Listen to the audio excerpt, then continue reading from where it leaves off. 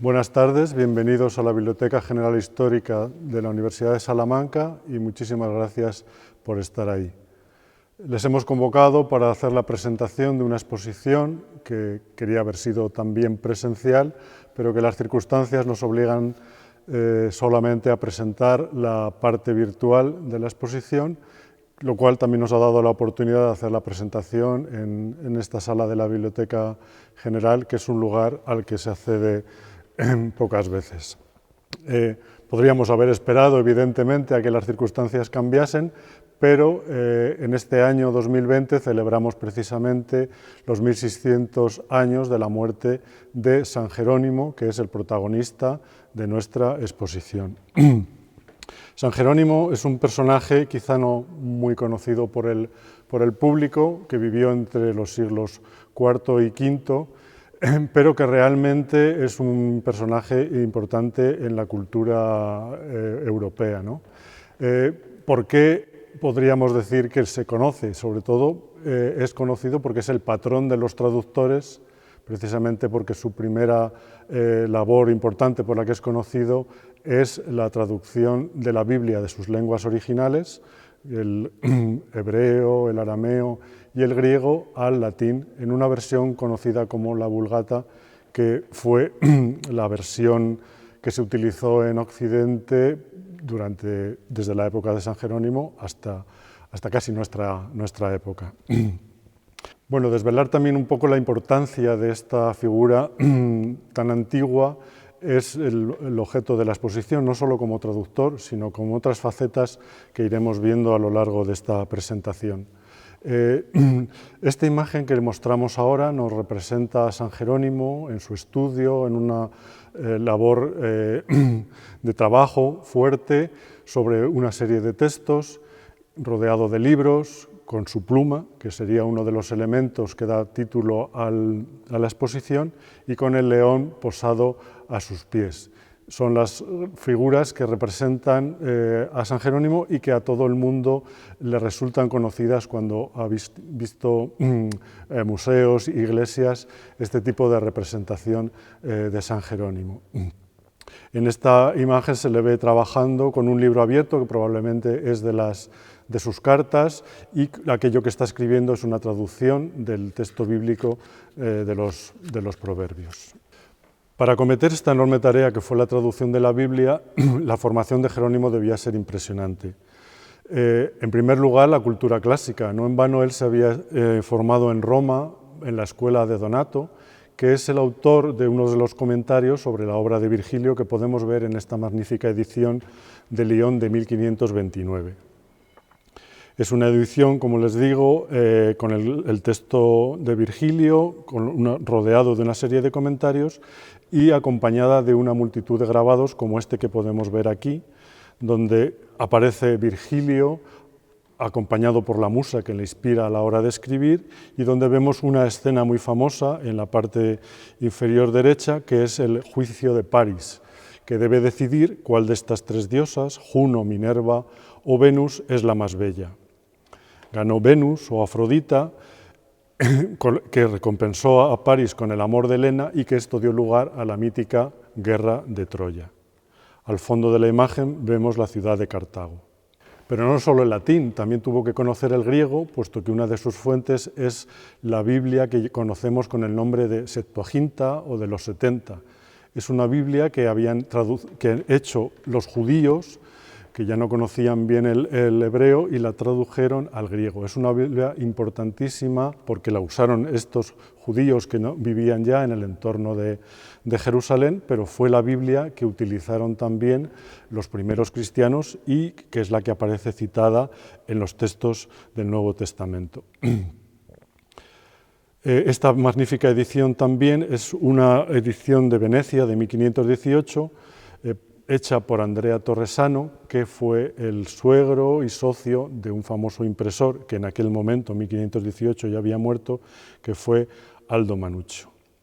Este ejemplar presenta además la particularidad de que fue propiedad y objeto de estudio de un profesor de griego de la Universidad de Salamanca, Hernán Núñez el Pinciano, del que podemos ver algunas anotaciones en los márgenes del libro.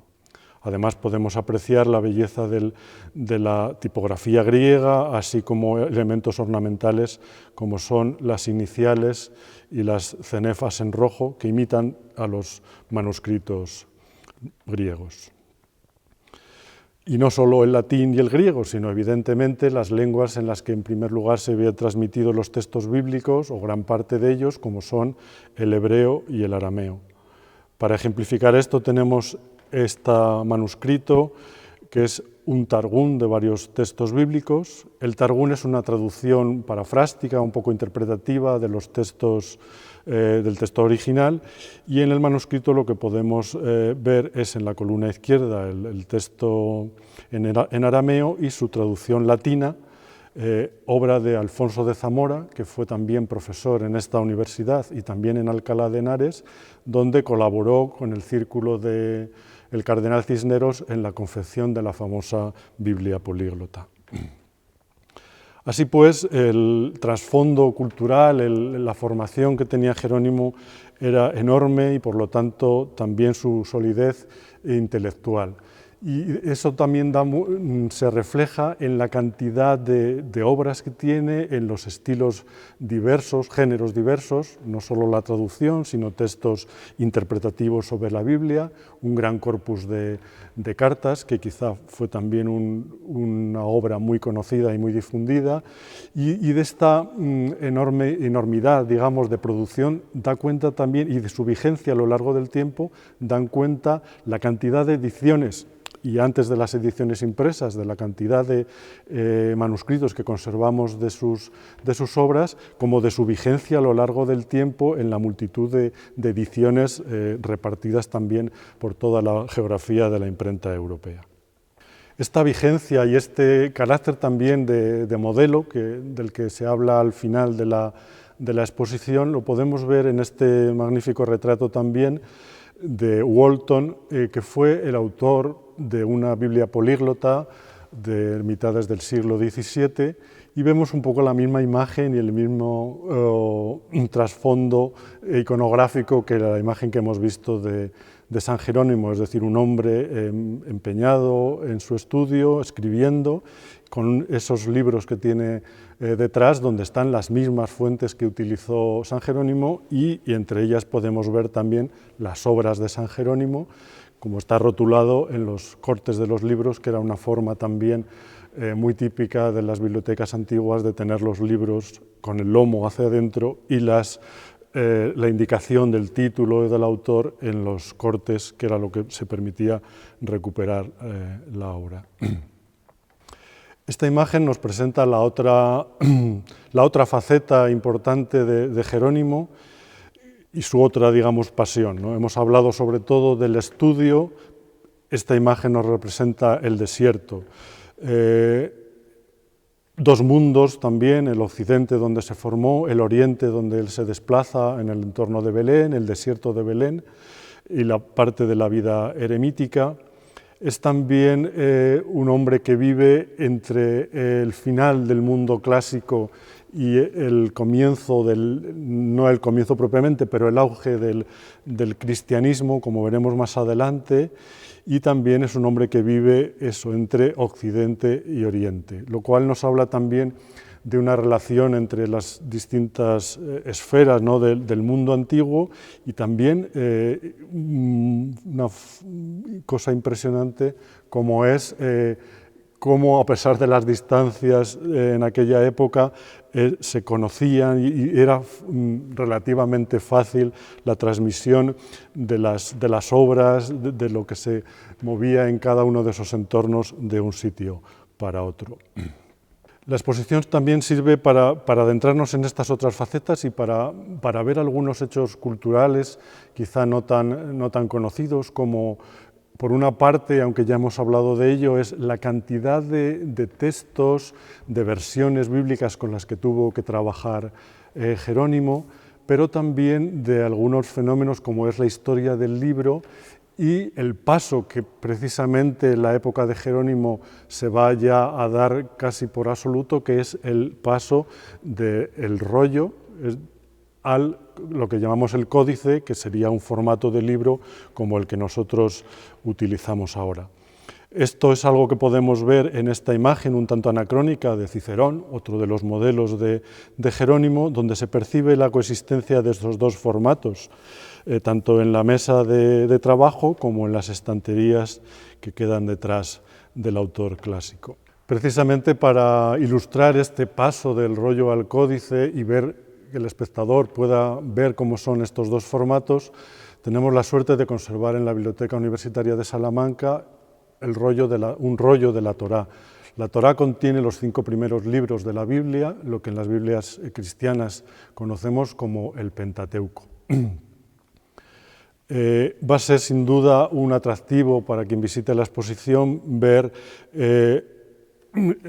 esta Torá, que mide unos 33 metros en toda su extensión, y ver también cómo se ha unido para la exposición la tecnología y la traducción, y veremos sobrevolar un dron sobre este magnífico rollo bíblico. Es una circunstancia afortunada también que la Universidad de Salamanca esté indisolublemente unida a la figura de San Jerónimo, puesto que la capilla que está en este mismo edificio está consagrada a él. Encima de su puerta encontramos una imagen del santo, así como en el retablo. Conservamos también, además de un busto relicario, una hermosa figura que realizó un famoso escultor del siglo XVI llamado Felipe Bigarny.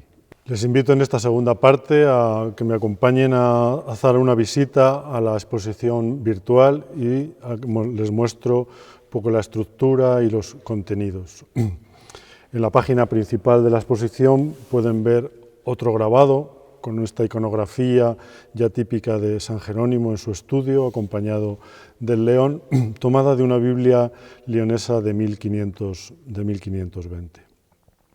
Estas 3 líneas nos indican dónde está el menú de navegación y dónde se ven las 3 grandes secciones, que son la parte biográfica, la vida de Jerónimo, el estudio, es decir, su modo de trabajo, sus fuentes, y los perfiles de Jerónimo, intentando mostrar los géneros que cultivó y sus distintas facetas como estudioso y como autor.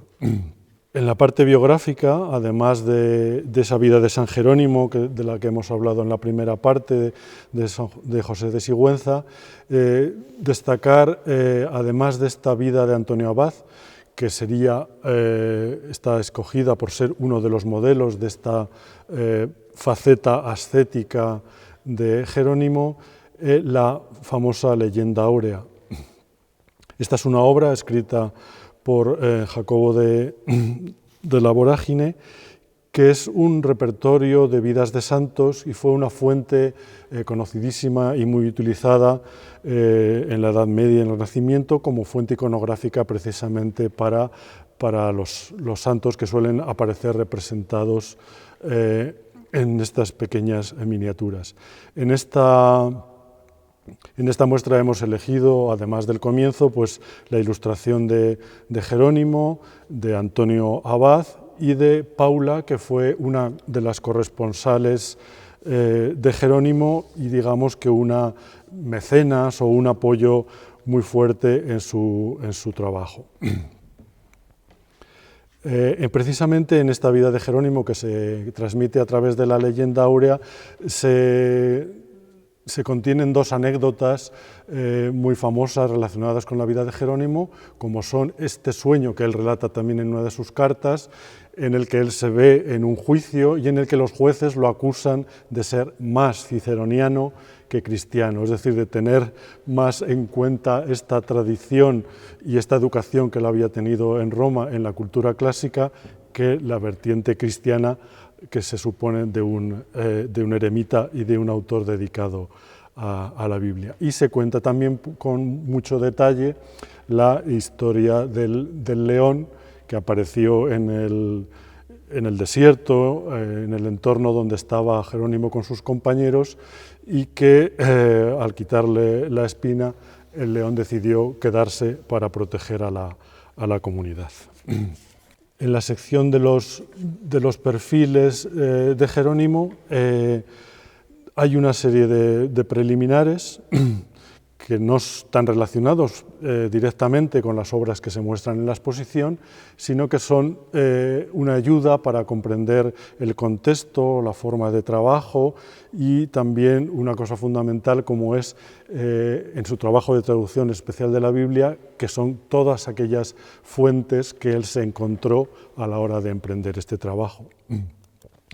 La primera sería una cronología de los formatos que tiene relación con, sobre todo con, aunque va mucho más allá, viene desde más antiguo, con ese paso del rollo a códice que les hemos querido mostrar al hablar de la Torá. Esta infografía que quiere representar casi un resumen de la exposición, en el sentido de que se muestra lo que Jerónimo trae antes de emprender su trabajo, como es su formación, aquellos instrumentos que él tuvo que utilizar, porque transmitían versiones bíblicas con las que él tuvo que trabajar, su trabajo representado en este grabado que ya hemos visto, así como los resultados y también la figura de Jerónimo como modelo, que está representado con este grabado de Walton del que hemos hablado, pero también con una edición de un humanista italiano, Lorenzo Valla, porque para los humanistas Jerónimo, junto con San Agustín, fueron también modelos de trabajo intelectual. En la última sección de la exposición, los perfiles de Jerónimo, como les decía, hemos querido mostrar las distintas facetas intelectuales y de producción de diverso tipo de obras de Jerónimo. Empiezo por la última, porque su corpus de cartas, verdaderamente voluminoso, es también, podríamos decir, un bestseller que se transmitió de forma manuscrita e impresa muchísimas veces. Hemos mostrado ya un grabado de una edición en castellano, pero también se puede mencionar esta edición de las cartas de Agustín de Hipona, otro de los grandes padres de la Iglesia, con el que Jerónimo tuvo alguna correspondencia, no siempre amistosa, en torno a su labor de traducción. Y para ilustrar su faceta, sobre todo de traductor, y ver cómo este corpus de la conocida como Biblia Vulgata se transmitió a lo largo de las épocas, hemos querido mostrarla con 3 ejemplares manuscritos impresos de esta Vulgata y queríamos destacar en esta presentación este manuscrito del siglo XIII en gran formato, que es una elegantísima Biblia manuscrita con la traducción de Jerónimo y, como era muy habitual tanto en las traducciones impresas como manuscritas como impresas, con selecciones de prólogos que van introduciendo las distintas partes o libros bíblicos. Para finalizar, pues darles las gracias a ustedes por habernos acompañado en esta presentación y dar las gracias también públicamente a quienes han hecho posible la exposición, como son los profesores de la Facultad de Filología de nuestra universidad, Susana González y Diego Corral, así como a la producción a través de la Unidad de Cultura Científica, en la persona de Miguel Bataner, y a quienes han hecho posible esta página web, Pilar Vega y Sara Labrador. Muchas gracias a todos por su asistencia y hasta la próxima exposición. Buenas tardes, bienvenidos a este espacio en el que vamos a hablar de clásicos literarios. Soy Susana González, representante del blog Nota Tironiana, ligado al Departamento de Filología Clásica y Indoeuropeo de la Universidad de Salamanca. En nuestro blog, ya hace tiempo, cubrimos la información sobre una nueva versión de la Odisea que había sido publicada por la editorial Black Blue Books, que resulta una edición un tanto heterodoxa, puesto que es una traducción de la versión inglesa en prosa que Samuel Butler hizo en los años más o menos de la transición entre el siglo XIX y el siglo XX. Esta versión ha debido su fama fundamentalmente a Jorge Luis Borges, como en la faja del libro, que no sé si se verá muy bien, pero aparece, ¿no? Justamente en la portada, ¿no? Además de la versión de la Odisea, la edición contiene también algunas recreaciones modernas, nuevas Odiseas, pasajes de la versión de Penélope, de Margaret Atwood, letras de canciones como de Nick Cave o de Javier Crae, un poema de Dorothy Parker, un relato de Monterroso, en fin, una serie de textos, ¿no?, que enriquecen sin duda el libro original, ¿no? El libro nos pareció tan interesante que decidimos organizar unas, no jornadas, pero sí unas conversaciones en el departamento que se ampliaron a la Facultad de Filología de la Universidad de Salamanca. Y se celebró una mesa redonda que está colgada en el canal de YouTube de la Unidad de Cultura Científica, ¿no?, el mismo que nos da ahora alojamiento, ¿no? Y hoy, precisamente, tenemos la suerte de que podemos ofrecer un complemento muy valioso a esas conversaciones, porque tenemos con nosotros a Pau Ferrandis, que es el responsable de Lucky Books, de la colección que precisamente esta Odisea inicia, ¿no? En una colección que se llama Clásicos Liberados. Bueno, lo primero, Pau, es agradecerte muchísimo tu disponibilidad y tu amabilidad para hablar con nosotros. Ha sido amabilísimo. Y después darte la enhorabuena también por el libro, porque el libro realmente nos ha gustado. Vamos, a mí personalmente me ha gustado, no solo porque, en fin, materialmente es un libro que me parece muy interesante, muy bonito, casi diríamos, ¿no?, en el sentido de que tiene las ilustraciones de Calpurnio, que a mí me encantan, la verdad. Tiene el juego de colores, colores discretos, por otra parte, ¿no?, pero que hacen el diseño muy atractivo. Pero además es que no es solo el aspecto, es que el contenido, precisamente el enfoque del libro nos resulta muy atractivo, sobre todo porque remueve, nos hace pensar, y eso siempre es interesante. Y no solo nos afecta a nosotros que somos de filología clásica, sino que creo que afecta a ámbitos de todas las filologías y a todos los profesores de literatura, sea cual sea el nivel educativo en el que estén ejerciendo. Así que, bueno, pues me parece que esta conversación nos resulta, desde luego, un perfecto complemento a las conversaciones de otro. Bueno, la primera pregunta, precisamente, que se me ocurre versa sobre la colección y sobre el título de la colección, Clásicos Liberados. ¿Liberados de qué? No me lo puedo imaginar, pero bueno, me gustaría que nos explicara esto.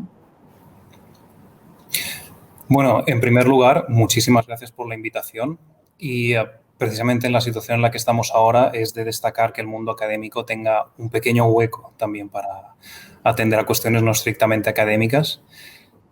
Y bueno, clásicos liberados, sí que es cierto que es la pregunta de rigor inicial. Clásicos liberados, por decirlo de forma festiva, de nosotros mismos, de entrada, de las ideas de la posición, entre comillas, asumida de que son libros farragosos, difíciles de leer, terreno pasto únicamente de especialistas o de gente con una voluntad únicamente de estudio cuando se acerca a un texto, a la literatura. La idea principal de la colección es animar a un gran número posible de la ciudadanía a acercarse a estos libros con el pretexto más modesto inicial de que son libros divertidos, como mínimo. Y después ellas mismas ya irán descubriendo qué más hay ahí. O sea que en principio de eso. Obviamente también liberados de toda aquella iniciativa, persona, colectivo, entidad que desee restringir la lectura de estos clásicos o que la convierta en algo propio únicamente de especialistas o de personas con una formación ya muy amplia y que por tanto tienen legitimado su acceso a este tipo de libros. De esto sería principalmente de lo que los liberaríamos nosotros en la editorial. Bueno, claro, yo pensé, será de los filólogos, de lo que nos quieren, de lo que quieren liberar los clásicos, ¿no? Que bueno, por otra parte, tampoco... No estaría hoy aquí si eso fuera así. Bueno, ya lo sé, yo lo digo también porque a veces parece que hay gente que se siente atacada, ¿no? Pero no es el caso, desde luego. Pero yo sigo dándole vueltas al título de la colección, pero ahora ya no a Liberados, sino clásicos, porque realmente ya no sé si los clásicos tradicionales siguen teniendo aquello que decía Borges, de que es aquellos libros a los que uno se acerca con previo fervor y con misteriosa lealtad, o dicho en otros términos más prosaicos, si realmente esos que tradicionalmente llamamos clásicos siguen diciendo cosas al mundo contemporáneo de hoy. Sí. De entrada, nosotros manejamos una idea de clásicos vaga. También hemos hecho esta colección como amantes de grandes libros. Y quizá amantes de libros que no vemos publicados como nosotros en la editorial nos gustaría que se publicaran. Eso es el teléfono de la oficina. Perdón, Nada, tranquilo. No tengo control sobre eso. Voy a colgarlo. Perdón.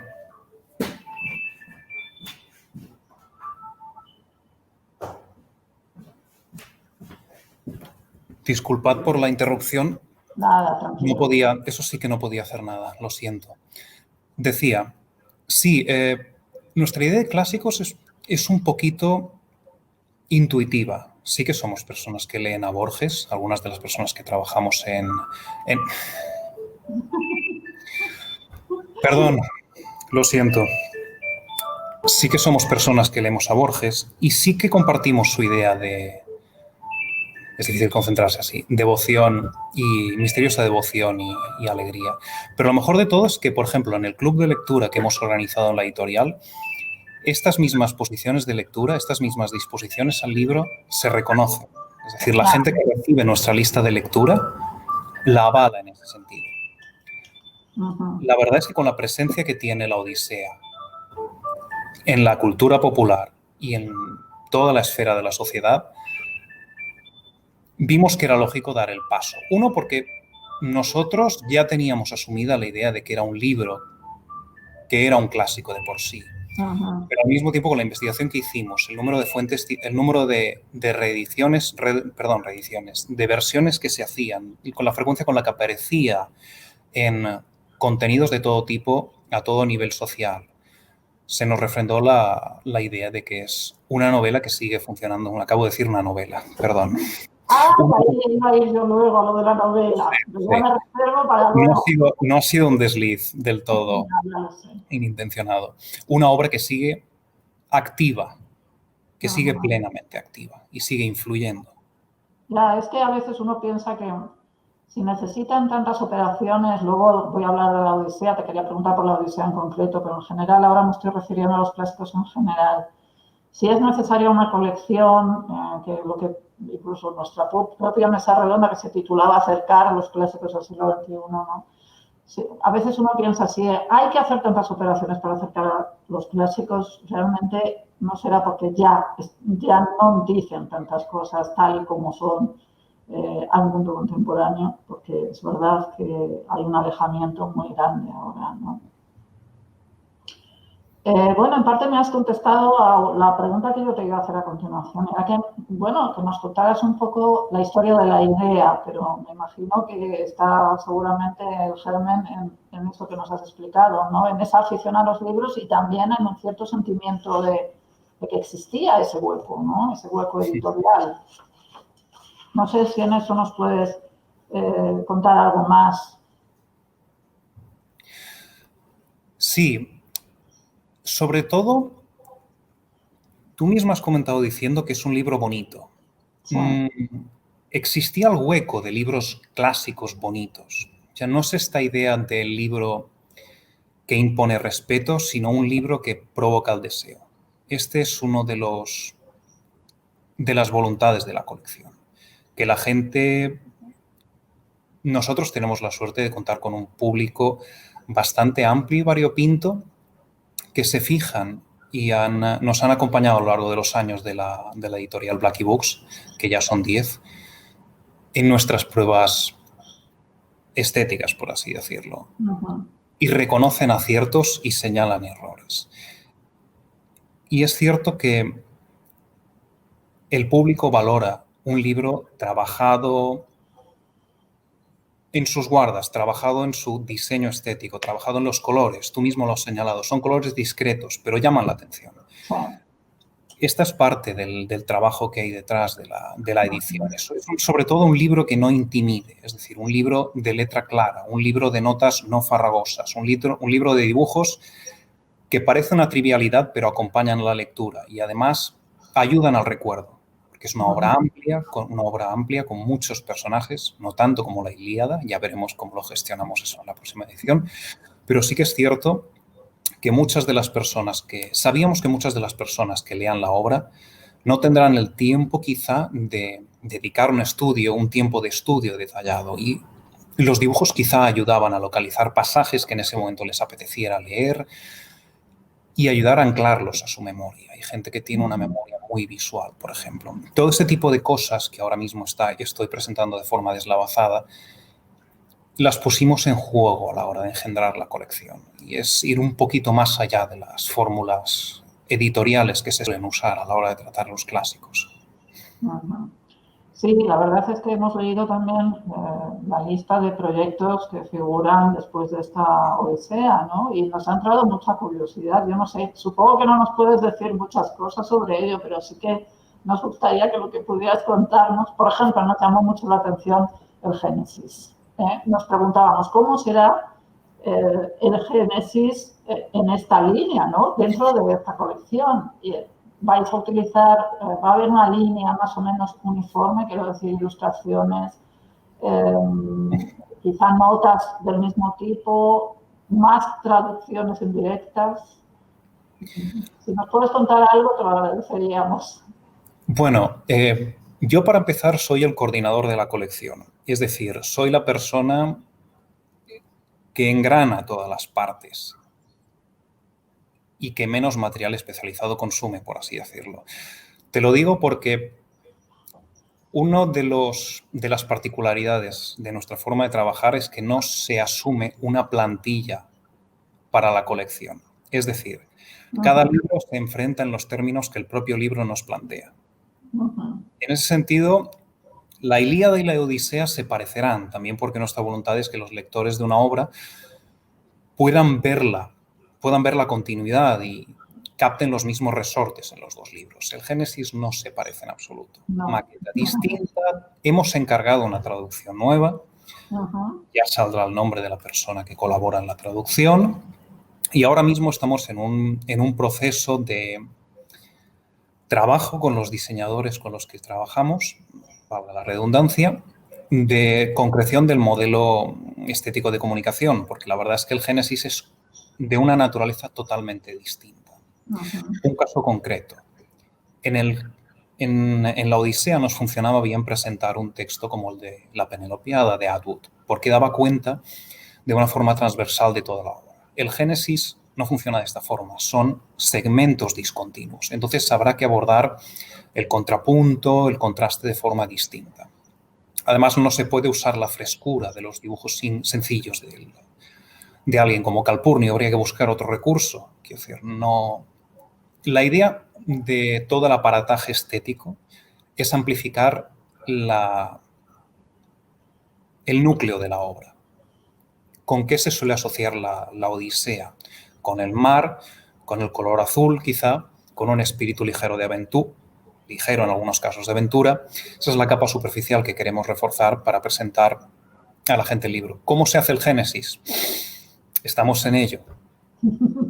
Y evidentemente tenemos delante el Quijote, que es un reto no menor y menos en España. También nos intrigaba. Porque aquí pueblan las ediciones. Y en la lista también está Gargantúa y Pantagruel, que es descomunal. La elección de esa obra nos llamó la atención. Nos preguntábamos por qué Gargantúa precisamente, ¿no? Porque parece que está en una categoría distinta al resto de, pues, sí, a la Ilíada, a la Odisea, al Génesis. Bueno, Gargantúa no es una obra tan conocida como las otras. En ese sentido están en un escalón distinto. Y sí que nos intrigaba la elección de Gargantúa precisamente, ¿no? No sé si ya lo tenéis muy avanzado. Parece que tenéis más avanzado primero. El Génesis quizá. El Génesis y la Ilíada van a la par ahora mismo. Ajá. Pero ya veremos Nuestro ritmo de publicación está marcado, en definitiva somos una empresa, obviamente, pero en este proyecto el respeto al libro marca mucho el tiempo. Es decir, si hay alguna cosa que no la vemos clara y si asumimos que no podremos comunicar bien la idea central que asumimos que representa el libro, no daremos el paso de publicarlo. En ese sentido, cuidamos muchísimo la calidad de la obra final. Son los siguientes, efectivamente. El Génesis está muy, muy adelantado, pero si no resolvemos el problema gráfico, la comunicación con el lector no será fluida. Entonces, ya hay muchas otras ediciones para eso. La Ilíada es más sencilla en ese sentido, pero estamos empezando ahora a trabajar. Hace poco recibimos la traducción, que usaremos de nuevo a Butler, un poco para dar coherencia también, es decir, poder jugar con el texto de la misma forma que hicimos en la Odisea. Es decir, no queremos apartarnos tanto del resultado que hemos obtenido con la Odisea. Queremos que las dos obras vayan en caminos paralelos y era una forma muy amigable de hacerlo. Pero bueno, la forma de la obra ya complica mucho que el propio Calpurnio repita lo mismo. Ahora mismo estamos intentando funcionar de una forma parecida, pero distinta también para representar la idiosincrasia diferente de las dos obras. Sí, bueno, de hecho mis compañeros, porque claro, todo esto ha dado lugar a muchas conversaciones, no solo a la que está grabada, sino también a conversaciones privadas entre nosotros, ¿no? Y mis compañeros, pues sí, me sugerían, ay, pero no hay ninguna obra latina, ¿por qué no la Eneida de Virgilio? ¿Por qué no el Asno de Oro de Apuleyo? ¿Tenéis previsto prolongar, a lo mejor por alguna de estas vías, la colección? Tenemos previsto hacerlo absolutamente todo, me parece, pero no es realista hacerlo. Tiempo limitado, el tiempo es limitado. De todos modos, la distancia entre obras también está pensada para no machacar únicamente una época. Las elecciones pueden ser un poco arbitrarias, pero habiendo trabajado la Ilíada y la Odisea, nos movemos un poquito hacia adelante, hacia otra cultura, vamos a otro periodo y vamos saltando para también presentar un panorama histórico amplio. Y también, si la gente va comprando estas obras y va entrando en las referencias culturales que nosotros vamos involucrando o va trayendo al juego otras que les sean más cercanas a ellas, el hecho de escalonar, secuenciar en momentos históricos, permitirá que la gente que se enganche a esta colección, que se sume al trabajo de esta colección, vaya recorriendo toda la historia de alguna forma. Evidentemente, hay obras que nos dejaremos y probablemente volveremos atrás en el tiempo. Yo me imagino que vosotros, claro, cuando os habéis planteado esta colección, habréis discutido también y habréis barajado distintas posibilidades. ¿Os habéis marcado vosotros mismos alguna línea roja? Sí, la contemporaneidad, quizá a partir del siglo XIX,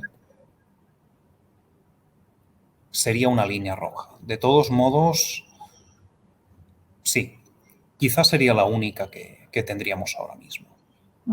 Y en el método o en el proceso también habéis reflexionado un poco sobre ese tipo de... Bueno, es evidente que habéis presentado y hacéis bandera de ello, ¿no? Una traducción indirecta, algo, si podemos, mencionaremos algo, pero claro, eso es verdad que a mucha gente le resulta chocante, ¿no? El hecho de precisamente hacer bandera de esa utilización de Butler en este caso.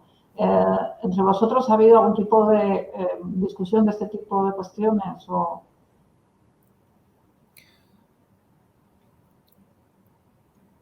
No por extenso, porque sabíamos que no íbamos a publicar una Odisea en verso, es decir, queremos apelar a una sensibilidad amplia con el texto y entendemos que la puerta de entrada es la forma de la novela. En ese sentido, el trabajo que que el propio Samuel Butler hace con su propia traducción, ya es el de acercar, en ese sentido, a una forma más novelada el texto, y nuestro encargo al traductor también iba en esta línea. Ajá. En cierta forma, asumimos que que hoy en día la forma novelada es una pauta de entrada muy familiar a una gran parte de la población. Y la forma de las frases de esa forma novelada también. Es decir, la idea es permitir un disfrute ligero del texto. Y cuando cayó en nuestras manos, a partir de una de las personas que colaboraba con nosotros, que ahora ya no está en la editorial, pero que nos sugirió la versión de Butler, lo tuvimos bastante claro, que era un texto con el que se podía trabajar perfectamente. Ajá. En principio, y en el correo que me escribiste tú me comentabas si estábamos dispuestos a trabajar con versiones de otras culturas, de otras lenguas.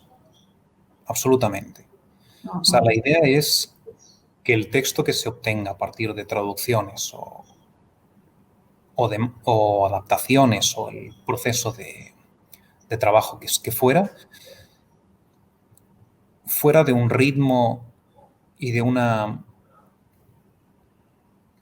facilidad de lectura, facilidad en el sentido de familiaridad del registro de escritura con el que una gran parte de la población suponemos nosotros que está familiarizado. Este es uno de los estándares, digamos, de trabajo que tenemos. De todos modos, insisto, cada obra tiene su particularidad, es decir, cada clásico habla de una forma concreta a la gente que lo lee. Y quizá algunos sería romperlos, intentar ponerlos en este formato. Y eso es algo que también deberíamos de tener presente para un futuro. Pues has mencionado una cosa que yo precisamente te iba a sacar ahora cuando empezara a hablarte ya de la Odisea en concreto, ¿no? Porque este momento me he centrado sobre todo en la cuestión de la colección en general, que me parece muy interesante, desde luego, para todos. Pero claro, en el caso de Homero, es verdad, es una novela, realmente lo de Vale, lo dice Borges, una irónica novela burguesa. Claro, todas estas transformaciones, lícitas naturalmente, porque en efecto, como vosotros mismos decís en una de las introducciones, los clásicos son de todos, ¿no? Pero claro, todas estas transformaciones de género, transformaciones también de otro tipo, como en el caso de Homero, pues reducir, digamos, esa oralidad que es, vamos, la característica de los poemas homéricos a un texto escrito, a un texto novelesco escrito, la eliminación de, bueno, los epítetos, las expresiones formulares, al final no da resultado a una cosa que en realidad no es la Odisea. Al final no estamos haciendo con los clásicos, bueno, cumpliendo lo que dijo un compañero mío en la mesa redonda, aquello de que los clásicos son esos libros que no se leen. Es decir, que el resultado en realidad no es la Odisea, es otra cosa, ¿no? Yo eso lo discutiría. No niego legitimidad a las preguntas, porque si se quiere apelar a lo que fue, sí que es cierto que hemos mermado. O sea, hay cosas que ya no están en nuestra edición. Pero si se me acepta la fórmula sencilla e intuitiva el espíritu del texto, sigue perfectamente presente. Uh-huh. Es decir, la presencia o ausencia de epítetos no marca aquello que la Odisea quiere transmitir. O sea, no es estrictamente indispensable. Quizá para un goce cultural completo de lo que fue podría ser, pero las fórmulas y la cadencia es sin duda una cuestión complicada. De todos modos, gran parte de lo que es la obra sigue intacta.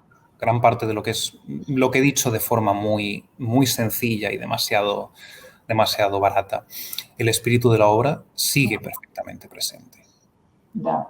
Sí, lo único, bueno, yo considero legítimas desde luego todas las operaciones en ese sentido, pero sí es cierto que a veces en estos intentos en general, hablo ahora ya no solo de la Odisea, sino de los clásicos en general, en estos intentos de acercamiento, muchas veces se pierde esa sensación de extrañamiento que nos produce y que ha producido durante mucho tiempo la Odisea, ¿no?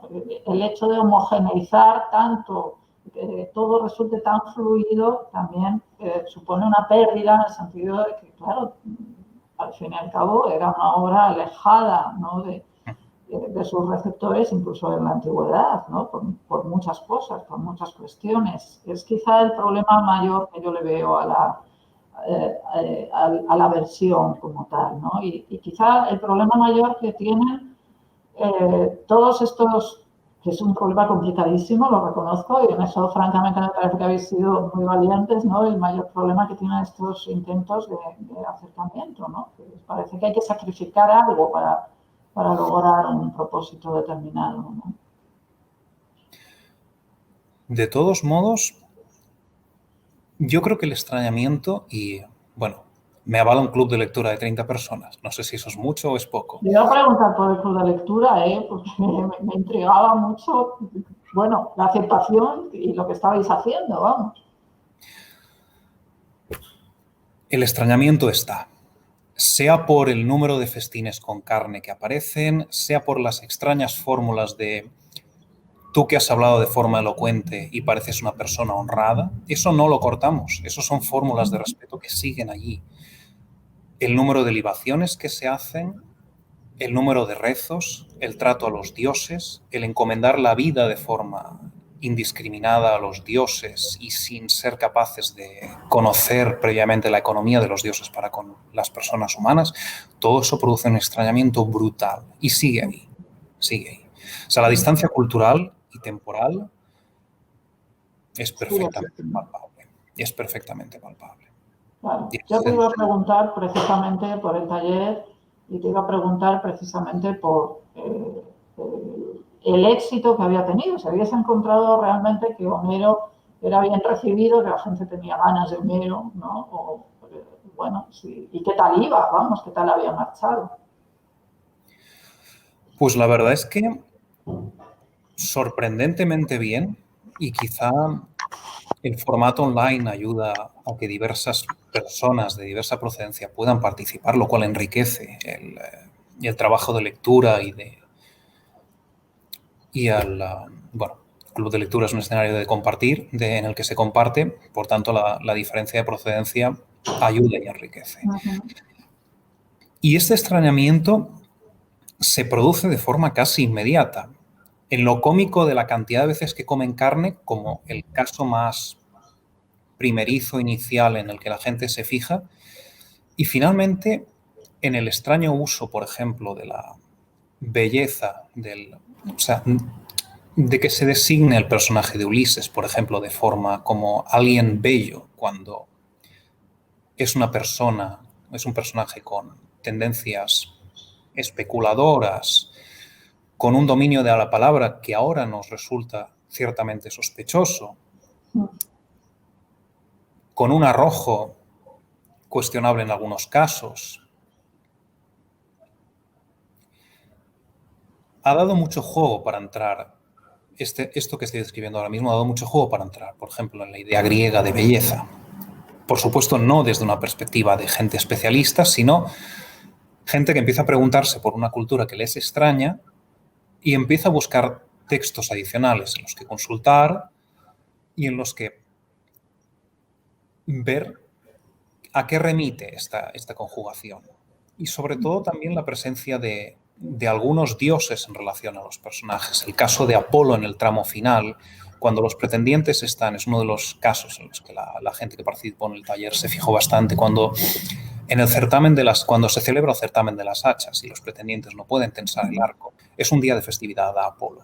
Y es muy curioso, por ejemplo, que Apolo sea el dios de la lira y del arco y se esté haciendo un certamen en el que se intenta tensar un arco y Ulises es la figura central. Ahí se puede ver una pequeña separación entre lo que es la lira como evocación del narrar y de la narración y del relato. Ulises es un gran relator y es un gran contador de mentiras, y al mismo tiempo el arco, que es el arma de Ulises también. Se lo dice al rey Alcino, si no recuerdo mal, y en Troya también hace uso del arco, según su propia versión. Este juego entre los dioses, representando partes o unidades de personalidad, por así decirlo, de los héroes, y la relación de los héroes con las personas normales, es una cosa que choca mucho, que chocó bastante a las personas del club. Y en ese sentido, estoy intentando reproducir de forma un poco tosca las tensiones que la gente del club iba poco a poco engarzando y compartiendo. No resueltas, obviamente, pero la gente va buscando, pues eso, poemas, algún texto académico, artículos de revistas, ponencias, un poco para buscar elaboraciones de estas tensiones, porque evidentemente lo fecundo del libro es que no te las resuelve, ni mucho menos. Sí, o sea que habéis valorado positivamente el club de lectura que organizasteis, entonces. Sí. ¿Creéis que ha sido un éxito, vamos? Que ha habido un público y un público que os ha aportado también algún tipo de enriquecimiento para la obra. Bueno, me imagino que quizá para futuras ediciones, ¿no? de otras obras. Sí, eso nos interesaba también un poco porque, bueno, es una manera de hacernos una idea de la proyección de este tipo de obras, ¿no? en un público general. Y resulta interesante.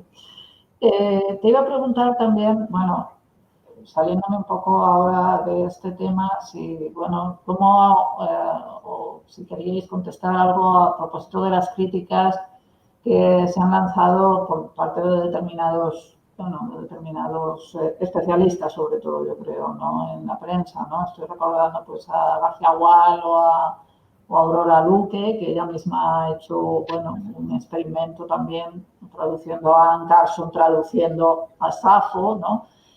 Este tipo de críticas que han salido, Llobet también, que hemos leído, no sé, vosotros querríais contestarles algo o tú crees que ya con lo que has expuesto es suficiente, ¿no?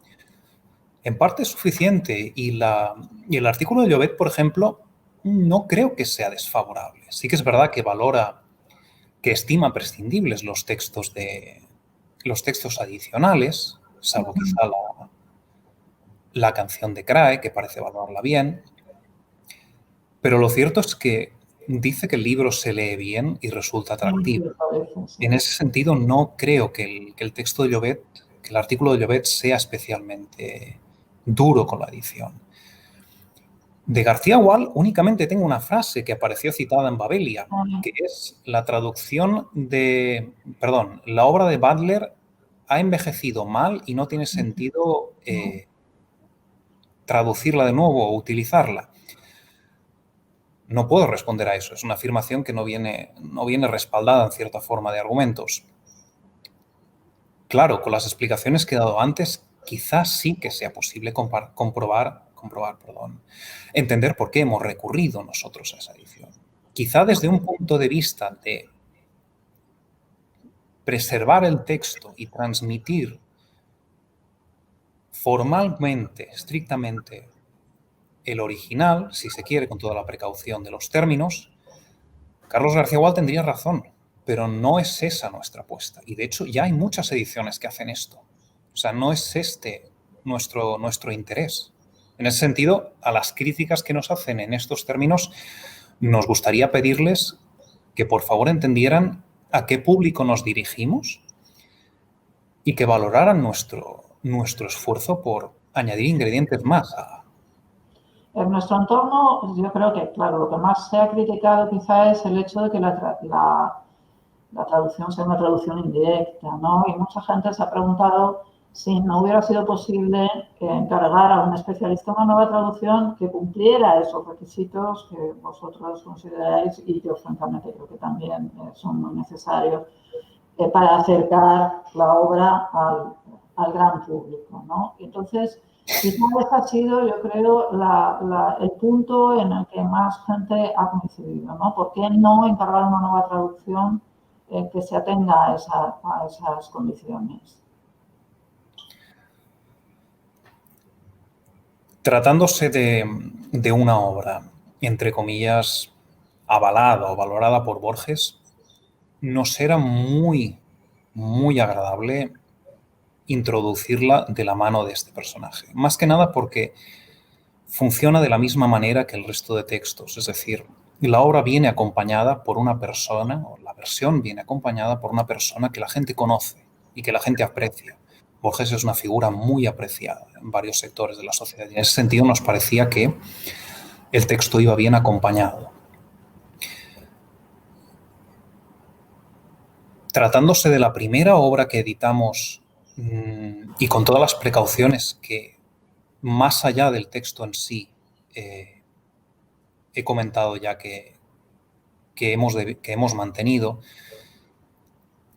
quizá la opción fue cómoda, si se quiere, no con falta de rigor hacia nuestro criterio, por supuesto, pero sí que es cierto que al ser el primer intento, teníamos muchas preguntas también por delante.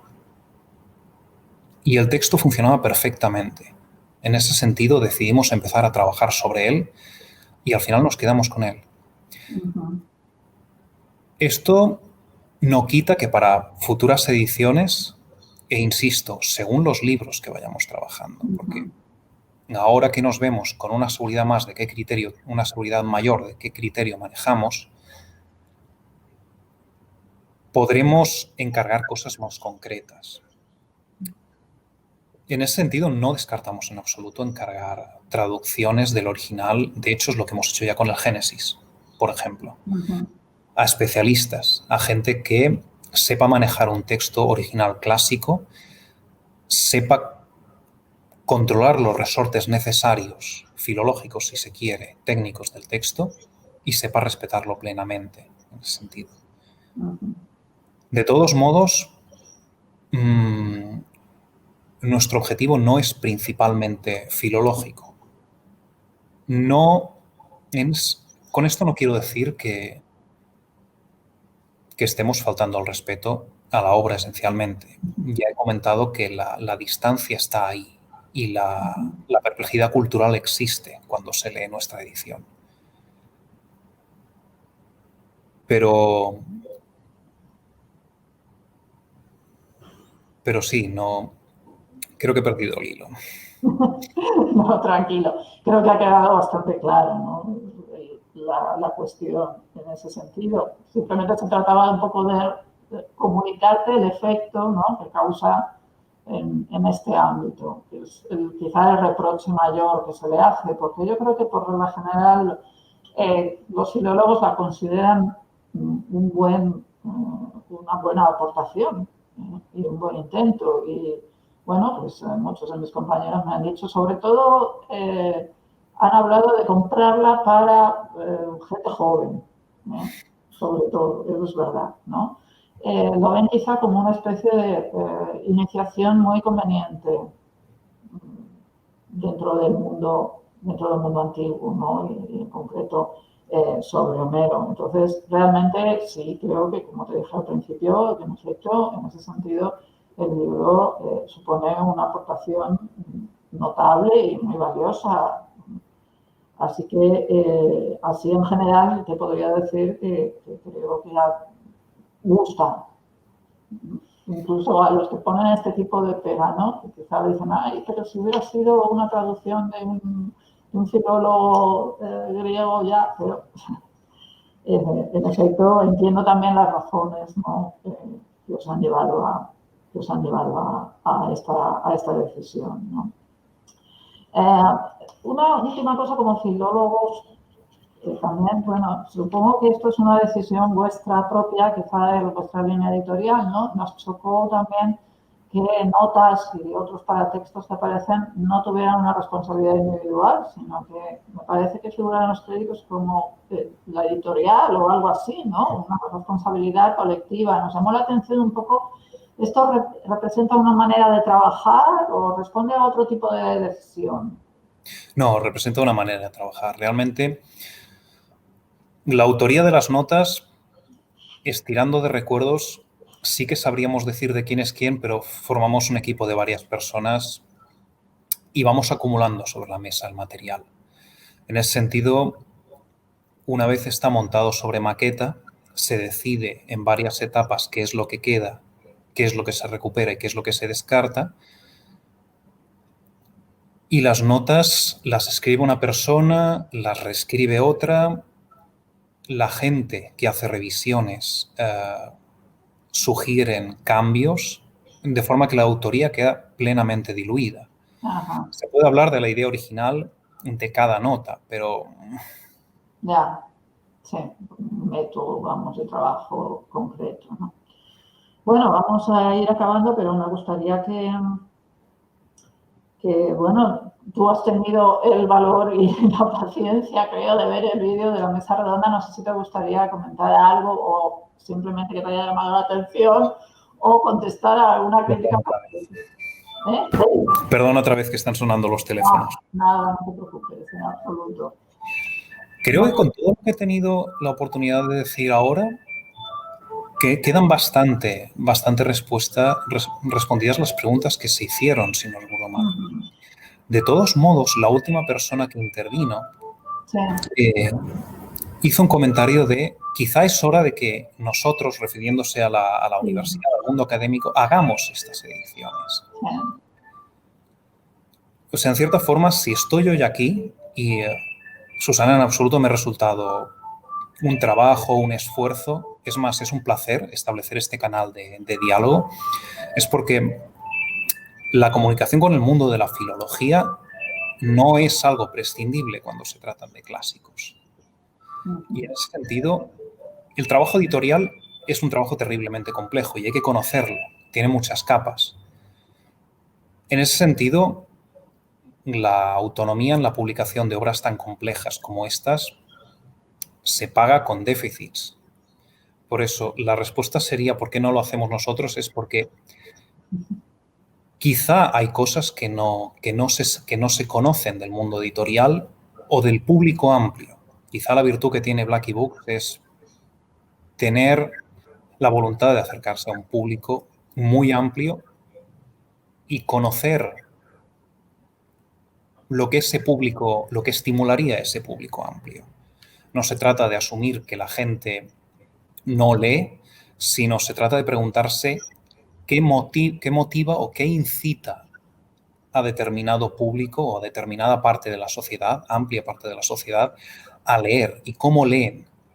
No solo por qué se interesan. Si ya partimos de la idea de que los clásicos son obras que deberían decir mucho a gran parte de la sociedad, la idea es preguntarse cómo pueden entrar en la obra, en los problemas, en los temas que se plantean, si realmente estos temas son transversales, como por ejemplo los clubes de lectura o los mensajes al correo que recibimos parecen demostrar. La pregunta es, ¿cómo están estas personas sensibilizadas a estos temas? Es quizá algo que desde la universidad, y aquí estoy con toda precaución y con todo respeto hablando por mi experiencia propia, que tengo algunos años de tránsito en la universidad, quizá la universidad es un sitio difícil para visualizar una amplia parte de la población lectora, que no es lectora especialista, lectora estudiosa, por así decirlo, sino que leen de otra forma. Y en ese sentido, quizá una editorial, podría ser Blackie Books como podría ser otra, es un punto de encuentro que la universidad puede aprovechar para establecer un diálogo y aprender a trabajar los textos para que gran parte de la población puedan acceder a ellos. Sí, naturalmente la universidad, parte de eso tiene ella la responsabilidad, no me libro de la cuota que nos toca, ¿no? Pero es cierto que, bueno, en este caso estamos hablando de la excepción, porque realmente los clásicos antiguos, no forman parte de la prioridad de muchas editoriales, ni siquiera de las políticas educativas, ¿no? Entonces, realmente no tenemos toda la responsabilidad. No, yo no estoy hablando de responsabilidad, estoy hablando de límites necesarios e inherentes de cada sector de la sociedad. Porque nosotros, como editorial, también tenemos un límite, obviamente. Sí, claro, No somos especialistas en el texto. Eso no quita rigor a la edición que hemos hecho, pero tenemos nuestra edición no es una edición filológica, ni mucho menos. Por eso hablaba de acercamiento de diferentes esferas de la sociedad. Sí. Es decir, del trabajo conjunto podría salir. Sí, que sería muy deseable, desde luego, eso está clarísimo, ¿no? Nos quedan muchísimas cosas. A mí todavía me quedan muchas cosas que preguntar, no te creas, pero bueno, tenemos que ir acabando. Únicamente me gustaría que simplemente me dijeras en un par de minutos cómo habéis, porque ha tenido que ser un trabajo terrible, ¿no?, hacer la selección de los textos que acompañan. Porque, claro, el material es inmenso, ¿no? Entonces, supongo que ahí habrá habido bastantes problemas en seleccionar unos pocos de entre todo lo que hay. Sí. Las preguntas que funcionan, porque al final nosotros mismos vamos a tientas a última hora. Diversidad de temas, diversidad de procedencia cultural, diversidad de género también, si se quiere, y lo que entendemos nosotros que sería diversos tipos de enganches con diversas partes de la sociedad. En ese sentido, Calpurnio abre la puerta a un determinado conjunto de personas que conocen a Cutlass.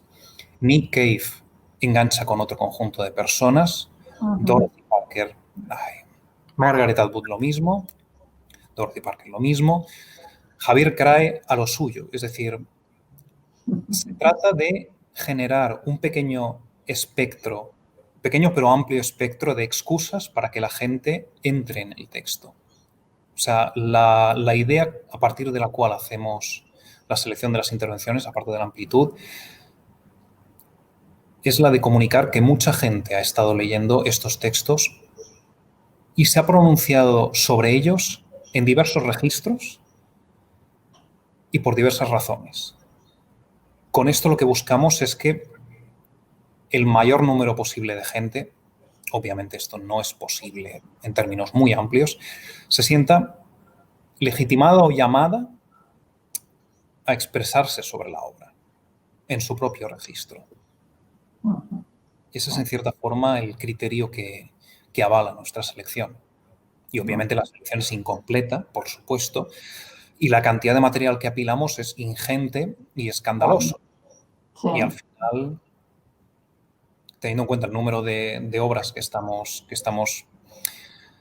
pues manejando, al final se corta un poco por donde se puede y se llora luego.